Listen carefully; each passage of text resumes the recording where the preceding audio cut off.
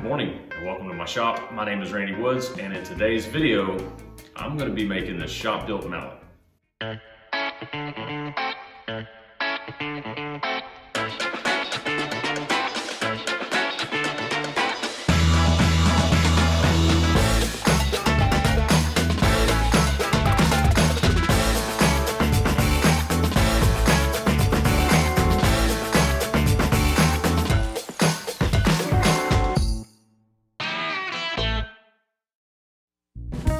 I've made a couple of these mallets in the past. This one here is made from maple and purple heart. I've got one here that's maple and the handle's made out of babinga. And these are great mallets. I use this all the time, especially this one. It feels great in my hand. And the mallet that I'm building today is going to be less about utility and more about appearance because it is for just a little challenge that my woodworking club's doing. I'm going to use some exotics that I had in my scrap pile. I've got some wangi, some padauk, and some curly maple. This mallet's going to be a little bit smaller than these, but I'm also just going to kind of make it up on the fly. I'm going to start by rough cutting these boards just to make them a little bit more manageable.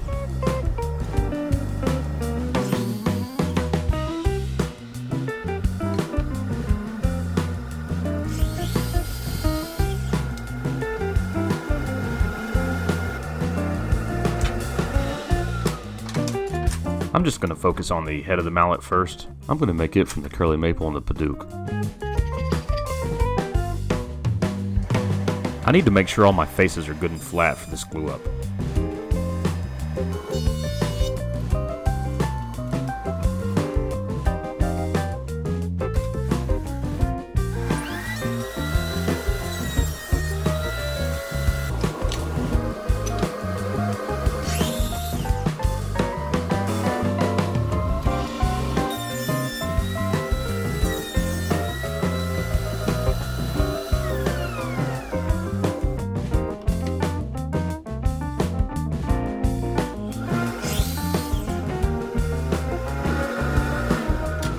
I'm going to sandwich this piece of padauk in between these two pieces of curly maple.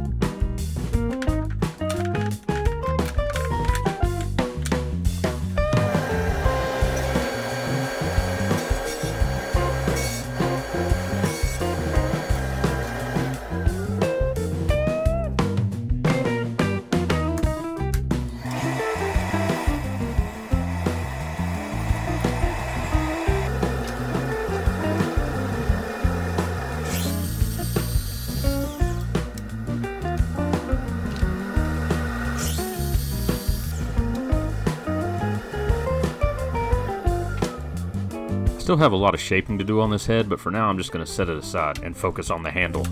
I'm going to laminate my handle with 2 pieces of curly maple and a piece of wangi.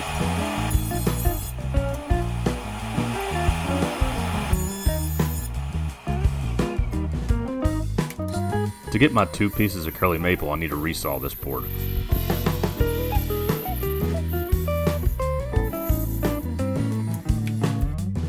The cutoff piece from the bandsaw cut was left pretty rough, so I'm going to flatten one side on the joiner and then use my thickness planer to make both pieces the same thickness.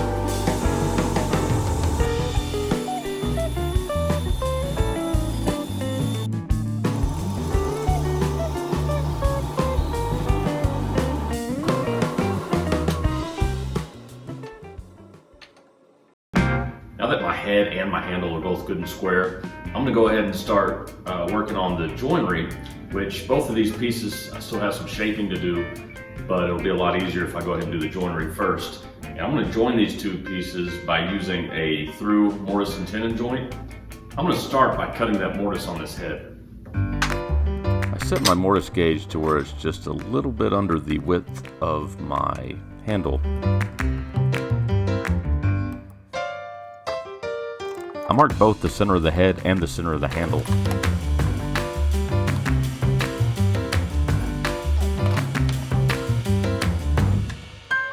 I marked both sides of my handle. I want the length of my mortise to be the same as my handle.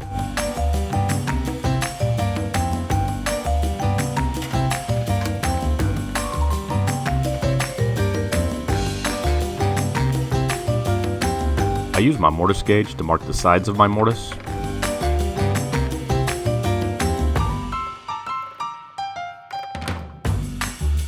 And then I use a square and my marking knife to mark the ends of my mortise.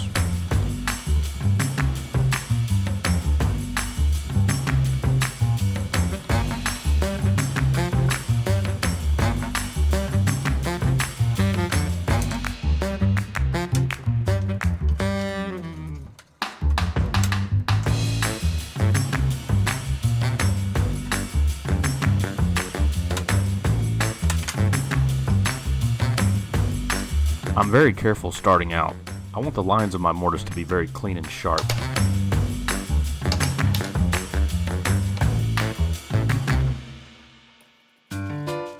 Once those lines are established, I can get a lot more aggressive on chopping out this material.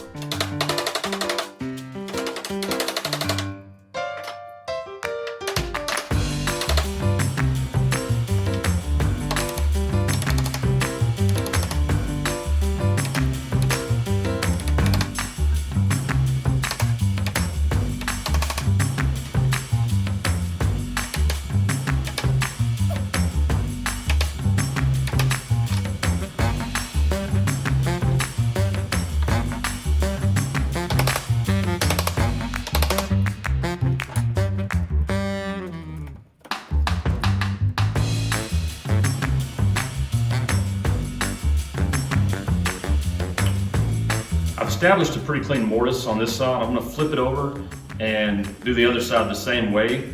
And then I'm gonna take it to the drill press and I'm gonna clear out some of that material with a Forstner bit just to make this a little bit easier.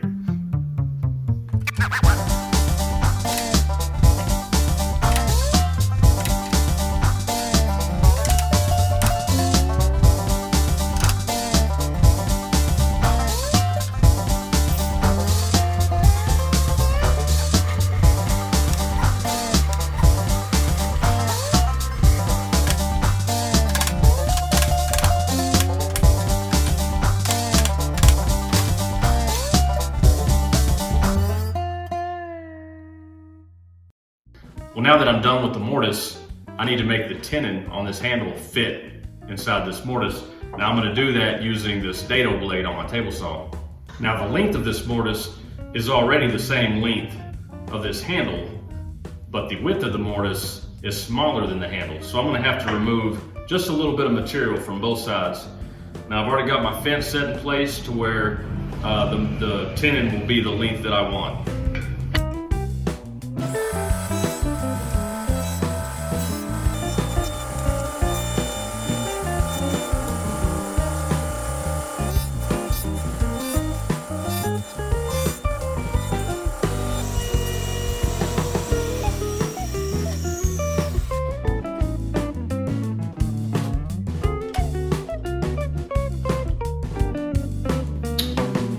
Pretty good fit.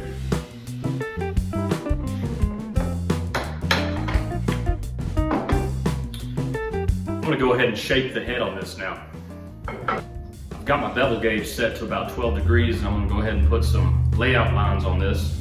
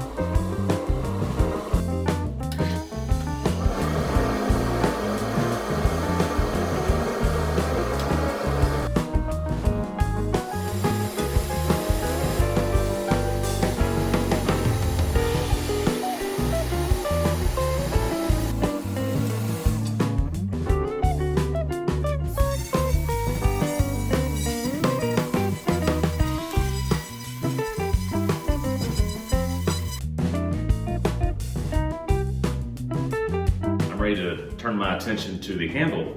Now, if you're wondering why this handle is so long, I left myself some room just in case I messed up this tenon. Had I done that, I could have cut this off, moved down, and redone it, but fortunately that tenon turned out just right. This has got a really good fit. So all I need to do is cut this handle down to length, and then I'm going to round over all the corners on this just to make it feel better in my hand, and then I'm going to do a whole bunch of sanding.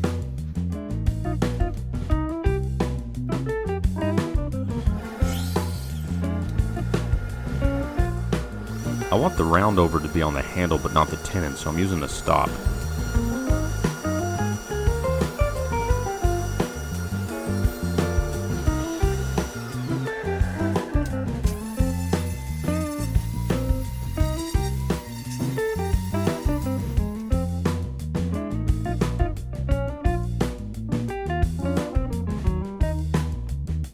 All I have left is to join these two pieces, and I'm going to do that using a method called draw boring.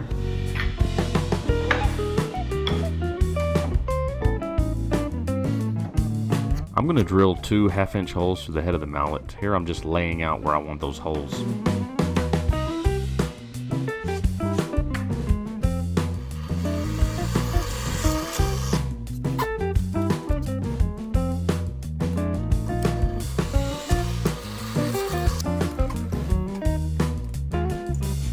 I then assemble the mallet, and I use the drill bit just to mark where those holes are on the handle.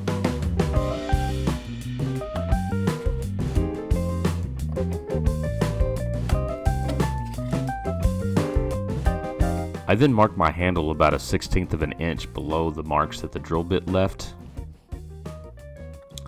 I then drill the holes on the handle using those marks.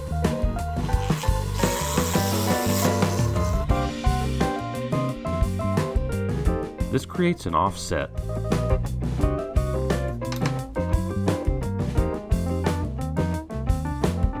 Once I drive my dowels through these holes, it's really going to draw that joint together.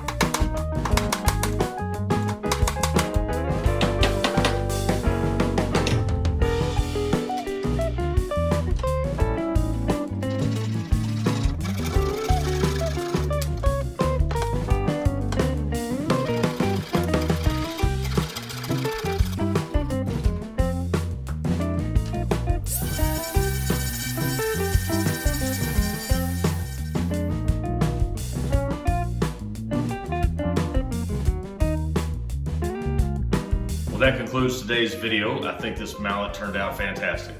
If you enjoyed this video and you'd like to see more like it, be sure to click on the like button and subscribe to my channel for future content. Also, head on over to rkwoodsworking.com to see all my other woodworking related content. I hope to see you over there, and we'll see you next time.